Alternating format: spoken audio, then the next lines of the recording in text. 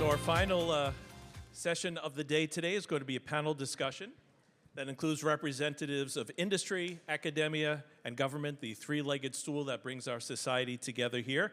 They will be introduced by our moderator, Dr. Kobsak Pootrakool, former minister and now director and senior executive vice president of Bangkok Bank, and yes, a proud MIT alum, awarded the PhD in economics in 1997. I'd like to invite Dr. Kobsak and all the panelists to please come up on the stage.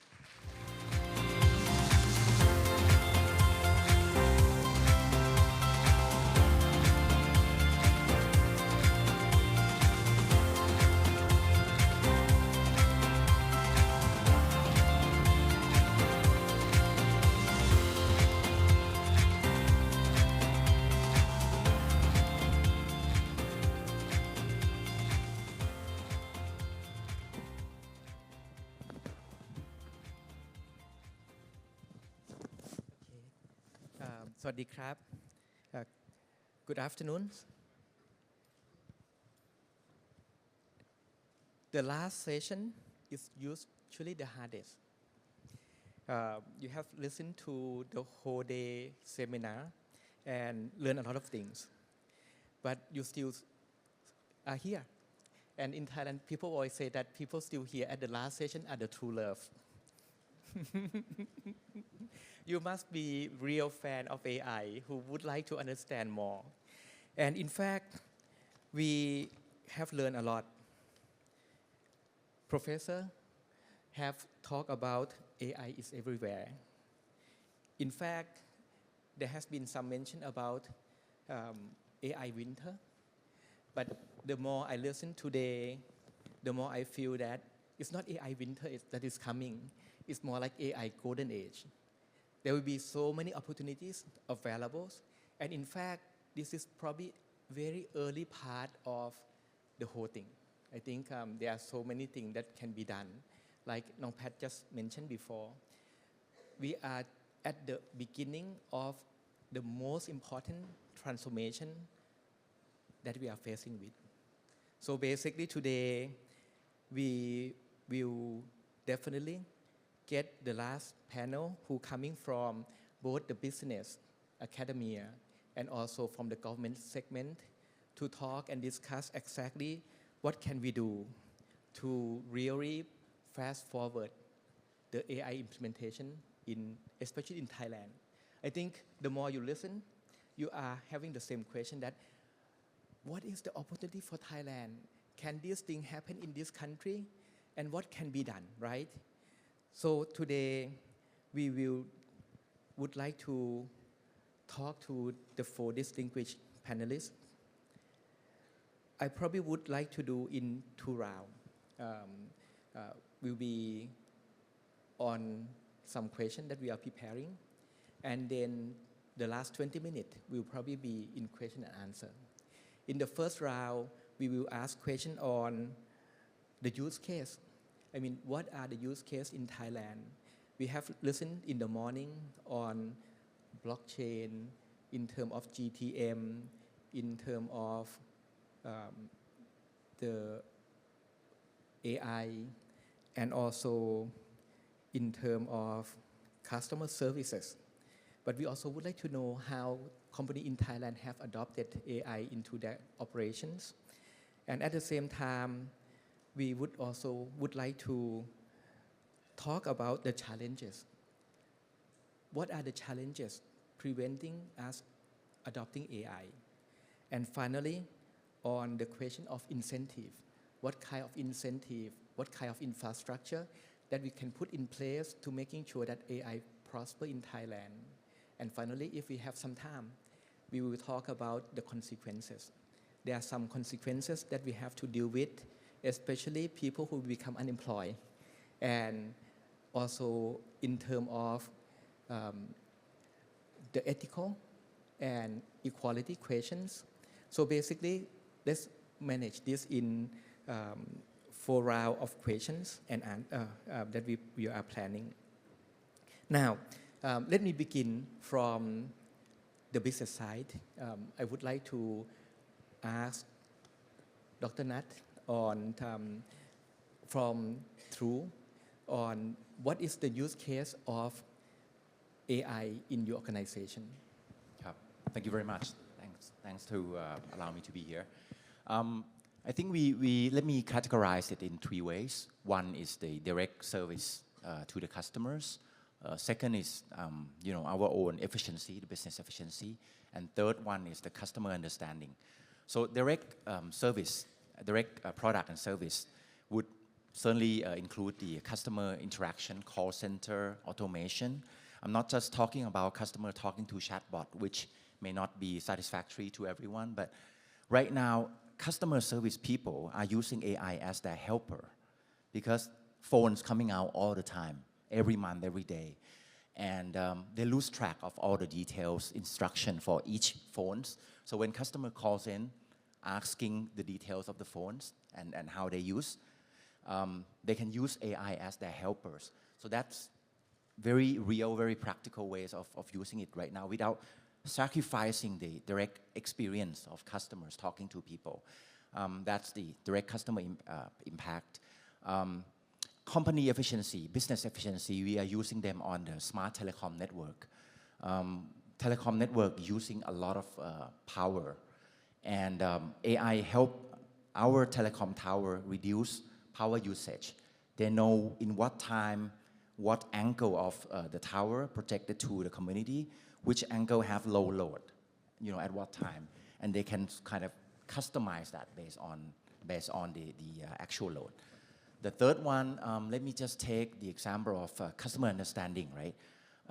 Data, we are using data to understand 360-degree customer knowledge. So to offer a credit line to customers, to do a credit scoring for the customer, and also to collaborate with our business partners to create that understanding of customers so that we can upsell or help customer personalize their content consumption, things like that. That is, we are using some of those for our customer understanding. Oh, let me just mention the last one. For True, we are also building AI compute infrastructure. So we are facing opportunity and also challenges to equip our data center to accommodating the water cool, liquid cool chips, such as NVIDIA, for example. That would be a huge investment. And I might touch on that a little bit more in the incentive question. Thank you. Thank you. Let me move on to Kun Arak from SCBX on the use case of AI in your organization. ครับขอบคุณครับพี่กอบ I guess SCBX, as you know, is a financial institution, right? And financial services is known as one of the areas where AI is actually quite primed to transform. But on the sort of perspective of how AI will be used, I guess I have a little bit of mixed feeling, right? I am optimistic, hopeful, but at the same time very concerned about how AI will be used and the impact, and I'll elaborate. The use cases are much similar to Kunat. I think we trying to incorporate AI into every part of the business, from decision making, data-driven insights, help identify new opportunities, manage the risk as any banks would do, improve the customer service, shorten the time to market, reduce the cost. All these things are, in fact, are happening, and we even set the target for the group, right? We say that 75% of our businesses should be enabled by AI in some way, shape, or form in 3 years. And that there's some clear measures around that. There's some examples of how we're using. A couple of examples, right? Right now, when we one of the concern as being a bank is that we're heavily regulated. And every time our sales agent try to do something, try to sell a product, there's a thing called market conduct. The Bank of Thailand would actually govern that. Essentially, you need to say certain things, right? In the past, what happened is that there'll be mystery shopping, right? Some people will go and try to pretend to be customer and see what the sales agent's actually saying according to the script or not. The way to do that is highly labor intensive, right? Mystery shopping, and you only do sampling. So right now with AI, right, with the collaboration within the group, we actually design using language model and all these things that you're familiar with to essentially do a real-time transcript of what the agent has said, and right then and there, you can actually send out an email whether you've actually completed according to what you should say. And it takes quite a bit of compute resources and kind of the algorithm behind, as some of you who are familiar with would know. Right? So that is a kind of one good use that we're using. There are a few more use cases, but the reason why I'm concerned that I mentioned is that it certainly feels that for our organization, we feel that we're actually doing a lot, right? But we're barely scratching the surface. And every time in the morning when you get up, you hear about new invention, new AI coming out, and you can't help but feel that you're actually falling behind, right? In that sense, and it's actually quite challenging because in a way, for it to happen, our current infrastructure and processes are, I would say, analog, right? A lot of human involvement. And AI feeds on digital infrastructure, and companies like ours, even though considered relatively advanced in many areas, still very much sort of got slowed down by that, right? And there's a thing around data that everyone, essentially AI, needs to have data, and the quality and the quantity of data is actually also a challenge. I'll say something that perhaps I shouldn't be saying, but I'll say it anyway. A customer who is actually holding multiple products within the organization because they run by different business units, sometimes you don't even know that they are actually the same customer because the customer ID is different. And before you know it, the customer 360 that Kunat is talking about is the holy grail that we're trying to do. It takes a lot of time to even try to clean up that kind of data. And if you think about it, even step one is so difficult in that sense, right? And you have a lot of promise around AI coming out, which we are very excited about, and we have tens of use cases actually rolling around and within the organization. But at the same time, I think it's the readiness of organization, and we'll touch on the human capital later on in terms of the readiness of the people. Right? In the end, I think this is where an area where, as a company, as a country, I think we can use AI to leapfrog where we are today. But you've got to do it right, and you have to sort of plan it, and it's not just going to happen by just seeing the examples elsewhere and trying to imagine that it could happen in your organization. You actually need to do a lot of groundwork behind the scene, and that's something that we are excited by, but like I said, also concerned if we're not putting the right infrastructure in places. Thank you. In fact, I also come from banking business also. I can confirm what Kun Arak have said.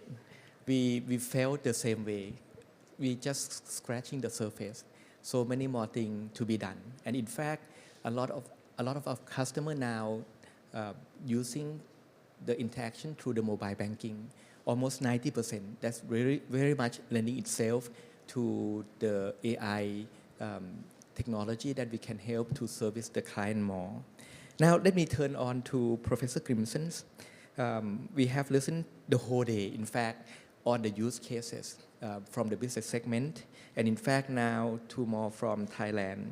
I would like to ask you, I mean, we have seen a lot of advance, a lot of thinking in the university level, but how can academia and business can work together to bring about the implementation of AI better from the idea from the university into the business? From your experience, please. I love getting easy questions, but it's an important question, and I'm going to highlight two places where I think academia can help. One is there are lots of academics that take on interesting problems, and their goal is to write a great paper. It helps you get promoted. But I think the real advantage is to take on problems where you not only solve the problem, but you think about the impact. As my colleagues know, MIT's mission statement says we educate students, we create knowledge, and we apply that knowledge to the great challenges of the nation and the world. And so I think universities, not just MIT, but other universities really ought to think about not just tackling new problems, not just coming up with new solutions, but hearing from the potential place where there's the impact of, so what is the real need? What's the thing that you really need to make this go? And I think if I look at experiences from MIT, I think the opportunity for Thailand is to help identify unique opportunities here where you could use help from academia to think about solutions. We've seen that with interactions with other countries where it's something specific to that situation that really makes things interesting. So it's a high-level answer, but I think many of my colleagues at MIT are interested in understanding specific problems here where our history, if you like, our experience in creating solutions can work with colleagues in business here to try and find ways to find solutions. I think the second place, if I can, really quickly, we've talked about it during the day. I think upskilling is a real challenge for companies. Jobs are going to change. You've got employees that are no longer going to be able to do the things they did in the past. And how do you help them deal with that? And I think universities have an opportunity to create educational experiences that aren't just the traditional MIT class, but they're aimed at helping deal with upskilling. And for that, we need help from industry to understand, so what is the new role going to be? You know, a worker that's, I'm going to use, if I made the banking example, I'm sure you have employees that are, you know, traditional tellers, traditional accountants, those are going to change. Help us understand what the new jobs will look like, and then how can we help do the upskilling to make it happen. But I think upskilling is a real challenge for AI, as it changes the job situation. Academia has a role to play in trying to help adapt to that. I think our accountant will be gone very soon. But then, can you give us some more example where MIT have been working with business in terms of helping with AI projects, or how can you collaborate so we can see more and clearer? So unfortunately, the examples I think of are less focused on business. My colleagues can probably do a better job of that. But I think there are great examples of MIT interacting with companies to think about how to use the new tools to create new opportunities. So I'll give you just one example. I don't mean to isolate it, but it's one that I know. MIT has a partnership with IBM. IBM, in fact, moved its Watson Health unit to Cambridge in order to be close to MIT. And we have a series of projects where MIT researchers and IBM researchers get together every year to propose a problem and to find places where there's an overlap, and then to work jointly to come up with solutions. So I'm hesitating because it's not a solution to a business problem, but it's a solution to new opportunities in business. It's a 5-year project. IBM is very happy with it, and you know, we're continuing to use it. I said one, I'll give you a second one quickly. MIT has a partnership with Takeda.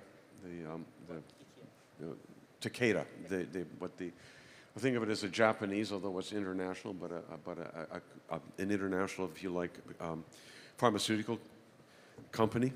And again, what we do is we have MIT researchers talk with Takeda researchers, where the Takeda folks provide input on specific problems of interest to them.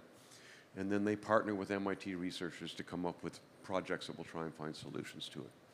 So they're generic examples, but they are really places where the business is providing input on specific challenges, and they're finding MIT colleagues to come up with solutions. Thank you. We're definitely looking forward to working with MIT on some of these problems. I bet that there will be a lot of business who would like to work with MIT. Now let me turn on to Kun Chatchai. Kun Chatchai comes from our government agency, DEPA, which is support digital economy in Thailand. What is your view on AI, this application of new technology, artificial intelligence in business? What is the stance of the government? How you look at it? Okay, thank you, Kapachan. I would like to give my recognition to Dr. Pichet as well. He has founded DEPA, the organization where I came from. Your boss. my boss. The stance of the government, I think, has been far beyond the boom of AI in recent years. We have the National AI Master Plan, which spans from 2021 to 2027, so 6-year spans. In that spans, we focus on 2 phases of the development. The very first phase will be the fundamental aspect of it, which is the data governance, the framework, the participation from the public and private partnerships, and all that. We are drafting laws, albeit it will be quite slow in drafting the law in Thailand. But there are 2 laws involved in AI, which is the AI business laws and AI promotion act. Well, while that is being delayed, I think it's a good sign that the pioneer in developing or implementing the AI technology, we have some head start on that, because the laws can sometimes shoulder you with like some of the weight that you have to take care a little bit extra carefully. And also, besides the law that is being delayed, there are the guidelines that EDDA, another agency, is putting up the framework, which is the AI Governance Center.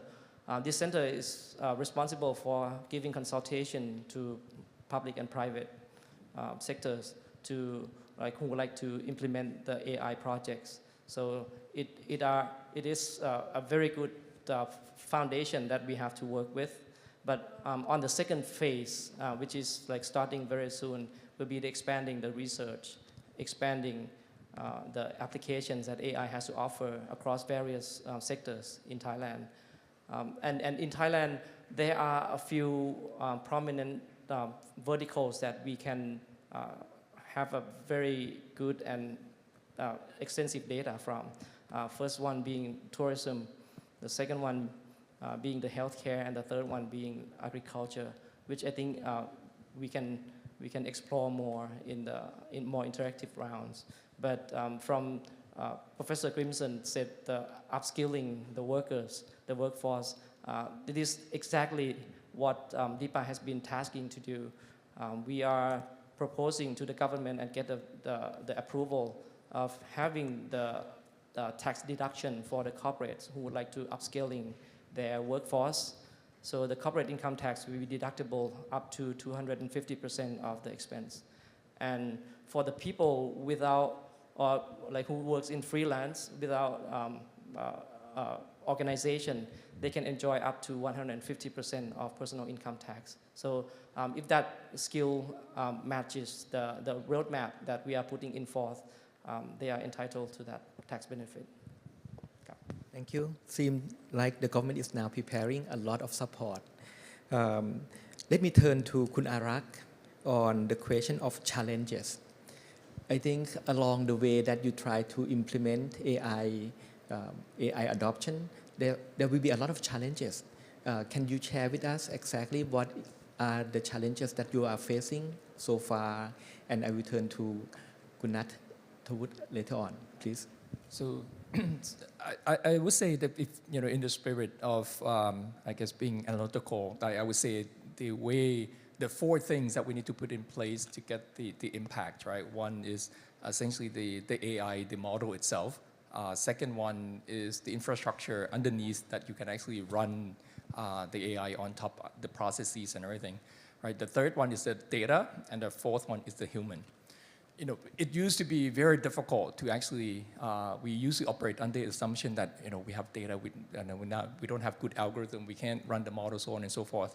With AI, with Gen AI coming out, I think that first part of the equation is actually considered solved. And it's actually becoming an issue where you ride on the global capabilities coming out from OpenAI, coming out from a lot of places where you feel that, okay, at least the algorithm part, the brain, the AI part, you have it.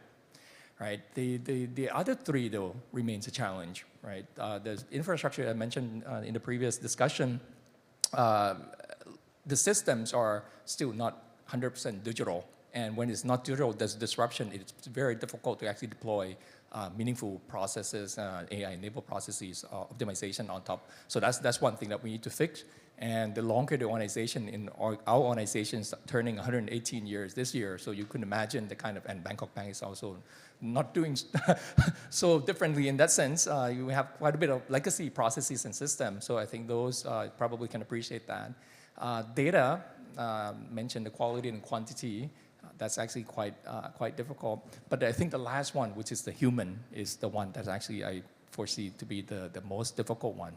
It's not so much, in the past we were concerned about how many data scientists we would have and things of that nature because we're worried about the algorithms, right? But right now I think it's more of the broader workforce. Are you able to kind of fully leverage what AI has to offer? It's becoming a question of, can you develop the new skills for the future? The skills that around asking the right questions, having the creativity and having the imagination to ask the AI to do something, which is unfortunately the skill that critical thinking, that creativity is something that's actually unfortunately lacking quite a bit in Thailand and perhaps in other parts of the world. So where I think this is when we need to invest a lot of time and resources. I'm glad that DEPA is actually having, when is that the tax coming out? That would be good. It's coming out. Okay, good. So 250%, I take note. Because I'll give you examples of how we think about. We have what we call AI literacy program, where we aim 100% of our employees need to actually have basic rudimentary AI skills, and not to say they can program, right? They need to know what it is, what it can do, what it cannot do, how to use it, so on and so forth. So everyone has to kind of know it the same way they use a computer in that sense. But the next one is the one where we talk about you need to actually possess abilities to interact and use AI. This is a low-code, no-code type of access. You'll be able to fully leverage whatever solutions that are out there. And the last, much smaller percentage is in research and development, where we need to actually advance the skills. At one point, we need to actually have our own, each company, I believe, you need to actually have your own competitive advantage, and you need to actually develop that from the ground up, right? And we have actually a few team members sitting in this room as well from R&D, where they focus on building that advanced skills. So I would say to make the impact in the long run, it starts from the human side of things, where the tools, the capability, the brain, I think it will catch up. It will become more of a commodity product. But the people who's actually using it is the one that I think will proven to be the biggest challenge that we need to overcome. Thank you. Dr. Nat come from another industry. Do you have the same challenges or a different one, please? Very much the same. I think I echo every point that Dr. Arak said. Data, algorithm, and compute infrastructure. And I just want to add maybe some angles to the data. More and more, data cannot be just internal data. It has to be collaborate with outside organization or even public organization or public data. How to do that while respecting the privacy and anonymizing the data, it's tricky, right? To say the least, I think. How we can do that? That I think, at least in my view, that is still a struggle. But if the customer can benefit from doing that, I think the industry is basically going that way, right? But how to do it while keeping that, respecting that right? I think that is something that we need to maybe put our heads together and try to crack that. Maybe there's some best practice out there. But that's one angle that's a challenge. The second one, I think the compute side, we are still quite, very slow in that side in Thailand. We have yet to have a lot of compute infrastructure for AI training and influence. And right now, while we are using the regional infrastructure, it's very expensive. It's very expensive for training and for actual use. So having a local compute infrastructure is one of the most important element. And one of the key driving force for that is the power cost. to the infrastructure, because infrastructure use a lot of power. That would be something that we also need to crack before we getting more and more compute coming from, whether it's from NVIDIA by themselves or they're going through hyperscalers, and other AI compute infrastructure. That's going to be a hard challenge for us. Kun Chatchai, we listened from two businesses already. They have very similar problem. What are the main challenge from the government point of view in adopting AI? What you feel that is need to be done, the obstacle from preventing business in Thailand really move toward more AI adoption in Thailand? Well, the challenges for the private sectors to adopt AI would be the workforce, so probably number one, because AI is changing every night. Every morning we wake up, we have a new technology coming up. So that's a part that the upskilling is of the utmost importance. The second one would be the data. I agree with Dr. Nat that the data from one corporation or one organization alone probably not be able to train decent AI of today. Just forget about the future. But we will need to find the framework for the government data to desensitize all the data, remove all the sensitive items, and then share it with the organization. That probably be the way that we have to crack it and work it together to train a better AI for tomorrow.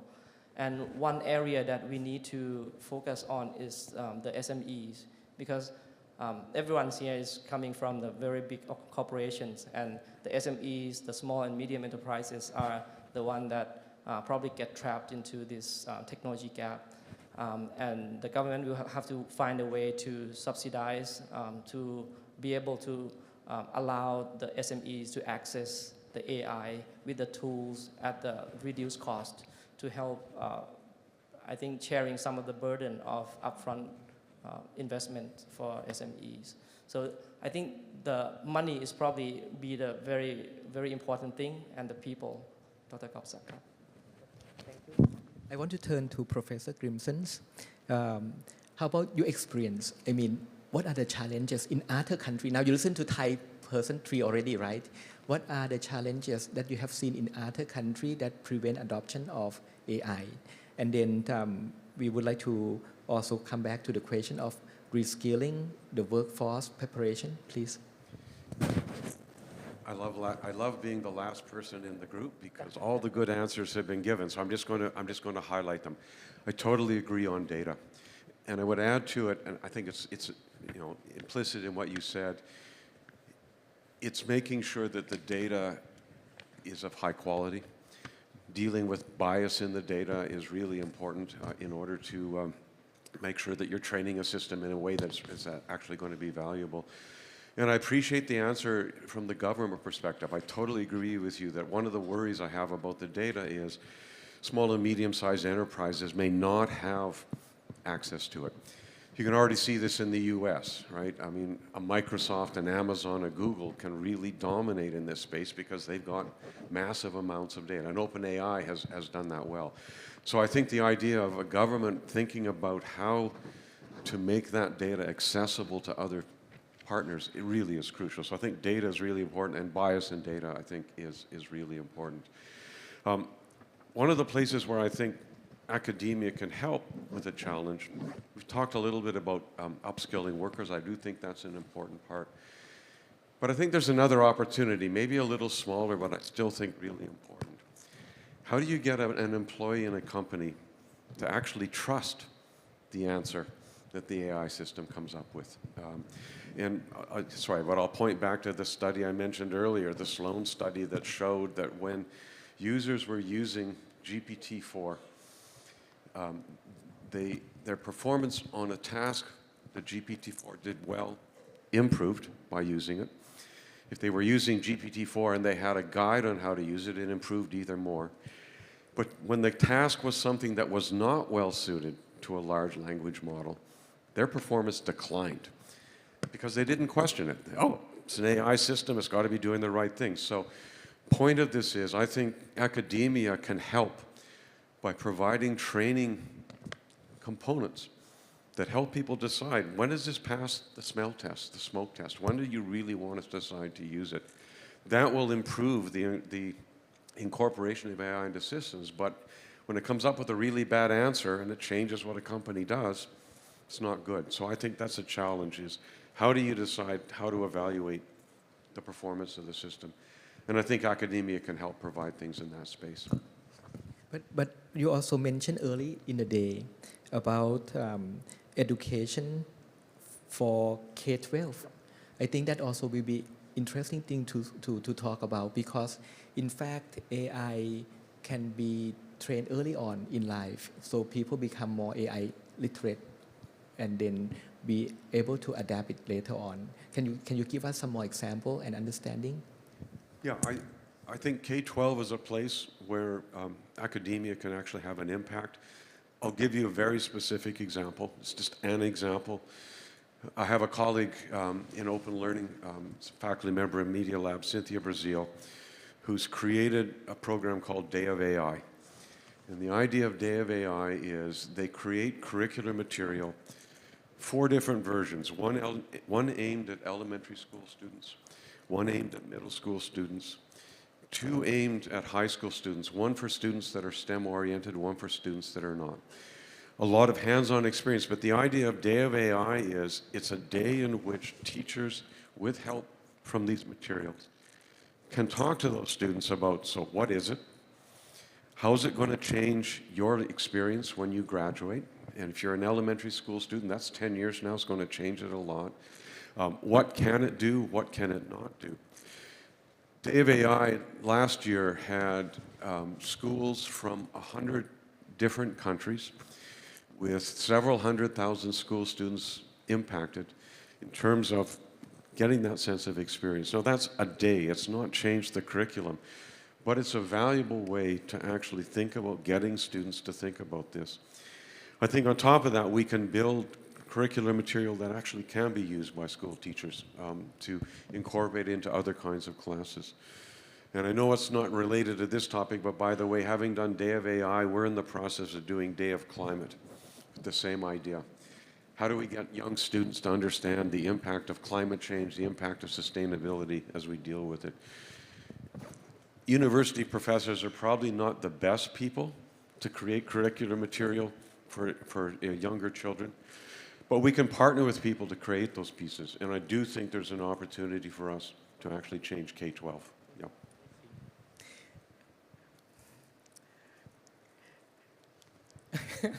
I cannot resist. I remember when I went to MIT, there was always a picture of students sitting under the fire hose and then learning from the professor.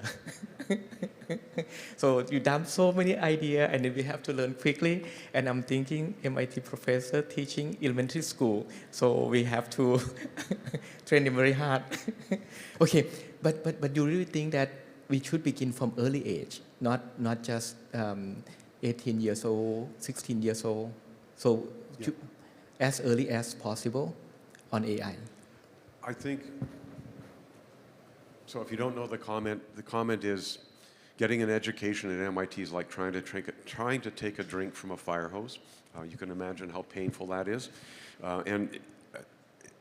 So to that point, I think MIT and other places need to work with education experts to understand the level at which you can do that.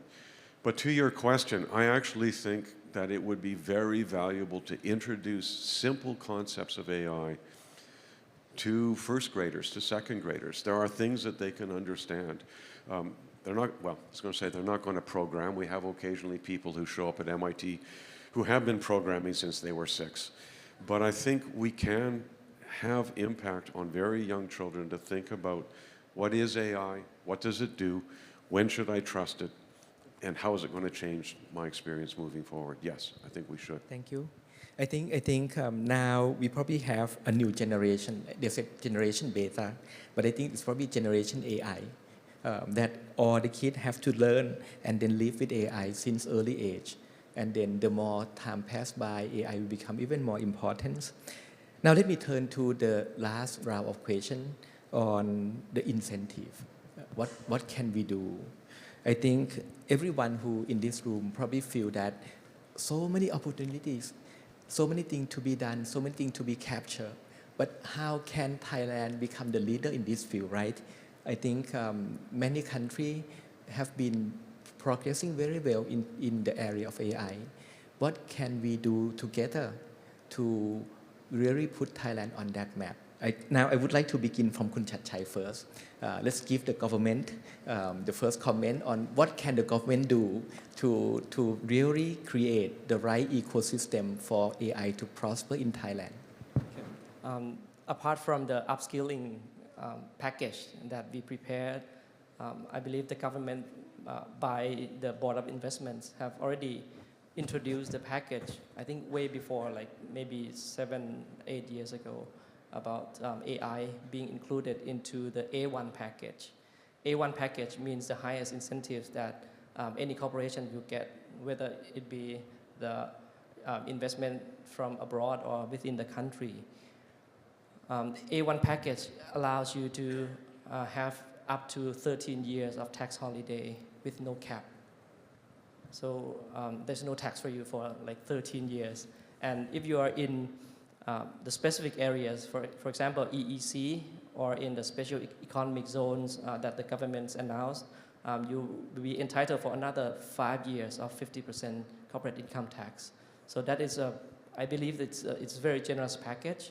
And for the EEC package itself, if you have experts coming into Thailand and worked in, let's say, the EEC area, that expert is entitled for 17% flat rate of personal income tax. So it's gonna match the neighboring tax benefit from our neighboring countries. So that's a tax incentives. Not just only those two that I have mentioned. There are several more for the usage of the package as well. The government is also giving the grants and also with the matching funds. For example, if a company is investing in AI and the company think it's going to be eligible for the matching fund, they can apply for the fund for up to 50 million baht per company. Okay, and that is through the competitive funds that has set up since former cabinets. So it's 20 billion baht funds that are sitting there and waiting for companies to like have cool projects to come in and claim that fund. And also the government has the cloud first policy, which is implementing, but we are seeing some of the use case from the government, from the public sectors, utilizing the data and with the AI coming in. So the cloud first policy will probably help speed up the transformation to AI within the public sector. And we have the digital skill roadmap that we set up a list of courses and syllabuses that we would like the corporations and the SMEs to look at. And if it matches some of the skill set that the corporations would like to empower their workforce, then it's entitled to the tax benefit as well. So there'll be 4 of these. Okay, I want to turn to Professor first. What kind of policies that government can put in place to really foster AI? I mean, in other countries that you have seen. Sorry, say again. What are the set of policy measures that the government can put in place to incentivize the adoption of AI? And then I will turn to Kun Arak and then Kun Dr. Okay, Nat. now, so I have now more time to think about it. But yes. So I think, first of all, I mean, I'm struggling because I don't know the Thai system well. No, but in other countries, no need for Thailand, or maybe in America. I mean, what do they do that we can learn from them? I mean, what is the role of the government in the AI adoption? Yeah. So I think 3 comments. 2 of them I think we've already heard. I think this idea of encouraging upskilling is really valuable. I think this idea of providing incentives for companies to move forward, I think is really valuable. I think the 3rd place where the government can work with business and academia, but especially with business to really encourage AI, is to think about the safeguards on the regulatory side of when is a product safe to be used? What are the standards that a product needs to demonstrate before you decide that? And I said it earlier in the day, I look at what the EU has done and think it's a really good start. It's not perfect, but it's a good start on saying, for these kinds of products, here's the level of concern. For these kinds of products, here's a higher level of concern.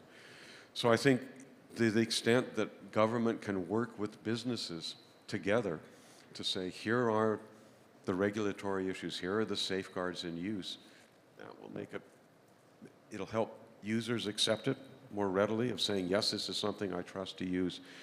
And it'll protect the businesses from, you know, if you have that disaster, if you've met the regulations, hopefully you've got some protection around it, as opposed to if there are none.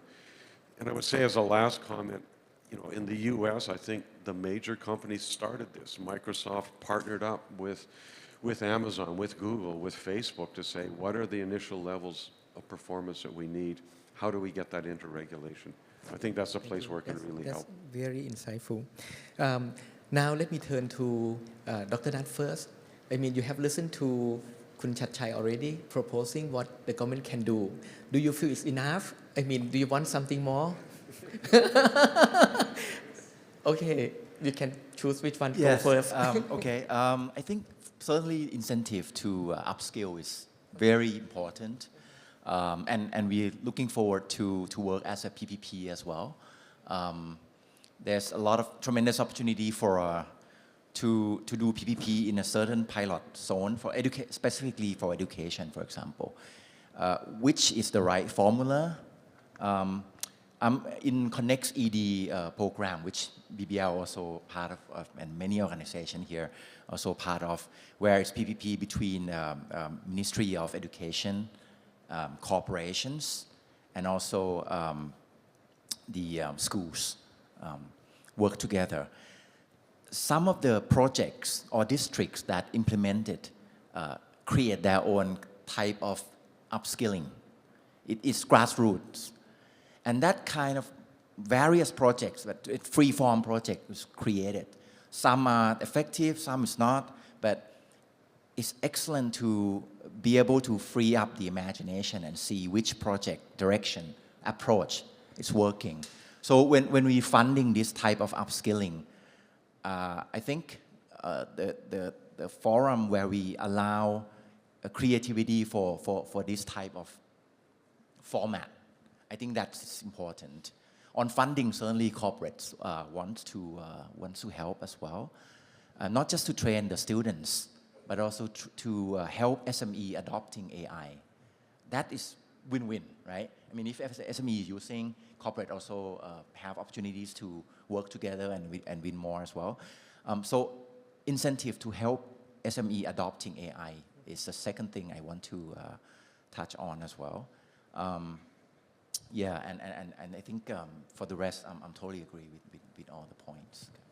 I think SME also very important because they don't have the resources. I mean, to really implement this AI, really need people and also resources. Right. Can I just elaborate? Because I'm missing when I mentioned a small company, there's a lot of good AI companies in Thailand, startups, who have their very specific products in verticals, various verticals. Government and corporates can help, and also education can help play important role to identify those startups and allow them to work with the corporate. You know, the corporates who have, you know, various use case, opportunity market access.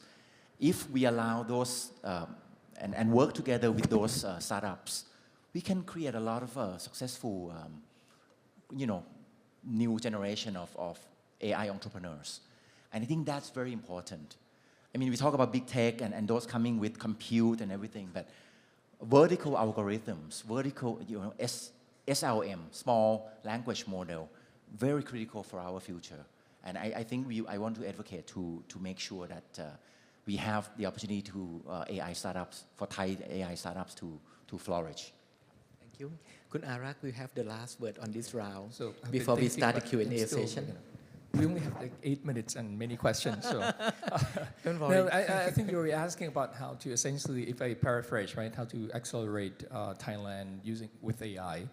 I think, coming from corporations, we always need to define measure of success, right? We need to define who or what Thailand is. I think the who, the general population, I think the concept of education is what we need to put in place. And before, back in the days, Kun Kobsak you only could get MIT education if you go to MIT. But here you can actually be anywhere and get MIT level of education, Firehose equivalent from anywhere. So I think we need to take advantage of that from from the education standpoint. But if you talk about the other part, essentially the corporations, right? Thailand, 95% of companies are SME. So if we cannot solve SME problems, then there's no hope that we can actually solve Thailand problem.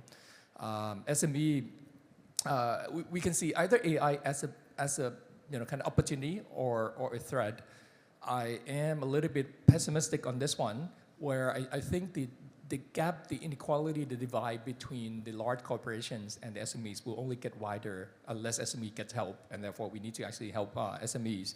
The large corporations struggle as they are. I think they'll find ways because they have sufficient means and resources.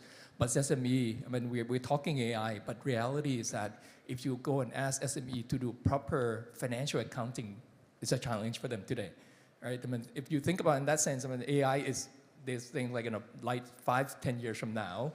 But unfortunately, AI is here, and unless you do something about it, they'll be left behind even more so. So program like the government is putting in place, I think it's important. But I guess the hows and the whats are, I already mentioned, won't repeat. But the measure of success, to me, I think you ought to be able to make sure that SME leverage AI to improve things such as productivity, improve things such as the value add that they could actually do within the product, not just producing some basic commodities. Those are things that I think we should find a way to AI to help. And if we can do that, then I think we can create an uplift in the SME competitiveness. And once that's the case, I think there's a hope for the country overall. And I'm quite hopeful about the various programs that the big companies and the government is actually putting in place. So all very supportive, and in fact, we need to be rooting for our SMEs. Okay, thank you. I think it's loud and clear. So we hope that Kun Chatchai will take the message back to the government. SME really consume a large portion of our company, and they really need help. If we can work only with big corporate, there will be even larger gap between these companies. Now, let me turn on to the questions, please. Can you make it larger? Okay. Oh, that one. Oh, that. Cannot see from there. The first one, how do you want to solve privacy and ethical data sharing? Can secure multi-party computation and privacy preserving blockchain create trust with user for sharing confidential data for banks and health? Yes, please. Either Kun Chatchai or Kun Arak. I was gonna ask Kun Arak. Okay, please. Okay, I'll answer. So now I think I think the technical mean to solving confidential and proper data sharing is indeed required. And whether blockchain is the solution, it has a prospect of being a solution, right? We need to look into the compute resources required behind that. But there are also other techniques, right? There are things that are being popularized, like federated learning, where you don't really need to see actual source of the data. You can actually leverage the data and make use of it as much as you like. So in that sense, data from True could be used by data combined with data from SCBX to do something, even combined with a BBL, right? But there's some framework around that. So totally in agreement with the person who asked this question that we need to solve the problem, and it's considered a technical problem, so we could actually use a technical solution, be it the blockchain or other emerging technologies and solutions, which I think academia is actually working actively in this area because they know cracking the data is what needs to be done, and I think it's the right area to look into. Okay, If I could add, I agree. I think it's a really crucial area. I think there are others, blockchain's one, but there are other solutions. I'll point to one other one. It's in early stages. It's not ready to be used in prime time, but there are people working on it, and it's an encryption system called homomorphic encryption, where the idea is that you encrypt all of the data into a database, and you can actually query it without ever decrypting the data. Sounds a little strange, but there are ways to do it. And so I think if that becomes practical, it's, as I understand it, not yet there. It's a way to protect the data, protect the privacy, and yet still let you use it to get out the broad information that you want from that. So something to watch in the future. I think Kunnat already mentioned about this. Data is very important. In fact, it's not only internal data, but it must be data from outside. But to put the two together, there needs some protection, some rule of law to govern the anonymization and the creation of this big data that we can share and we can learn from it. And I think the government is now working on this topic. Now let me turn on to the next two questions. It's very, very similar. The first one intended for DEPA. Now you cannot. Is Thailand planning any universal basic income if, let's say, half of the workforce become obsolete and without any income and social security? Is this a topic at all? And let's move on to the next one also. The next question, please. With AI replacing low-level tasks, pushing humans to higher-level works, is there a limit to how far this shift can go? Could we eventually hit a wall when human capability can keep up pace? I think this is the question about the AI replacing the jobs, workforce, right? This is the consequence that we have to face later on. Even though today we have listened to many people said AI is helping human, but in fact when we think about robot, when you put robot with AI, there will be a lot of job losing to this kind of humanoid robot, right? In the warehouse, it's already gone. Now BYD factory is now a lot of humanoid robot walking around, and many more. So basically, a lot of job will be disappear. What to do? I mean, do government have some scheme preparing for this change? I think we have seen the change throughout the history for several times. We see the industrial revolution for a couple of times already, and I think this one is going to replace some jobs, the low level, the repetitive task as well. And the best thing that we can do right now is upskilling the workforce to be able to move on to the upper chain of the industry, so they can do a much more human worthy job in the future. I would say that it's gonna replace a job, and it's probably our best interest to keep our humankind move up the value chain. And the thing is, I saw one question about universal basic income. I am not aware of that. Is it going to be the 10,000 baht scheme that the government has produced? But we would love to have all humans on deck to help with the aging society that we are facing in Thailand. So we would not have the scheme that have the people take advantage of the universal basic income in the future. This is my personal view. Okay. I think we run out of time, but any participant, the panel, would like to chip in on the question of the human losing job because of AI. What can we do? How can we prepare? No? Okay.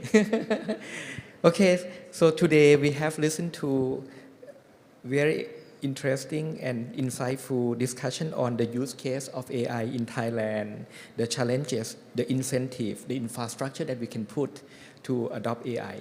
I think everyone would agree that there are many things to be done, and especially listening from Professor Grimson in the morning session, 3 key important components: deep learning, data, computing, cloud, is all there. I think with all of these components in place, we probably will have the golden age of AI later on, and Thailand cannot miss out. So let's work together and try to solve the problem and put Thailand in the map. Thank you. Thank you.